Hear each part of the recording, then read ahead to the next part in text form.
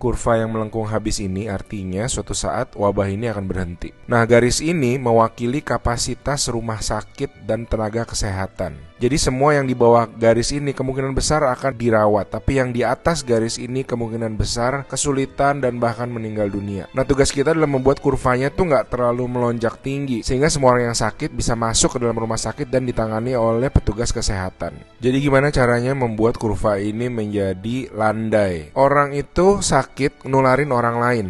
Nah, orang yang sudah sembuh, tubuhnya jadi punya imunitas, sehingga kemungkinan dia tertular lagi itu kecil atau hampir nggak ada. Sehingga caranya sebuah wabah apapun itu dari zaman dulu berhenti adalah ketika cukup banyak orang kena virusnya, lalu menjadi imun sehingga virusnya nggak bisa punya orang untuk ditularin lagi. Nah, kenapa selama ini kita perlu banget namanya social distancing atau ngejauhin diri? Animasi ini bagus banget. Ini contoh kalau semua orang bergerak bebas seperti biasa, nggak ada pikiran, semua tetap pergi konser, pergi jalan-jalan. Ini akan terjadi. Satu orang akan menularkan semua orang berbarengan, dan itu yang berbahaya. Seperti tadi kita ngelihat kurvanya ya. Pada akhirnya akan lewat dan pada akhirnya semua orang akan sembuh. Tapi karena kurvanya tinggi, banyak orang akan mati dalam prosesnya. Nah, yang terjadi di Cina dengan adanya lockdown, ditutup, membuat orang tidak sakit sekaligus berbarengan. Jadi kurvanya lebih landai kalau kalian lihat, sehingga memberi waktu untuk orang-orang menjadi sembuh dan akhirnya bisa melandaikan kurva. Nah, sekarang kita lihat kalau kita lakukan namanya social distancing, yaitu kalau nggak harus banget nggak usah pergi keluar, kalau nggak penting-penting banget nggak usah ketemu temen, nggak usah ada social function, semuanya ditunda dulu. Kita lihat apa yang terjadi.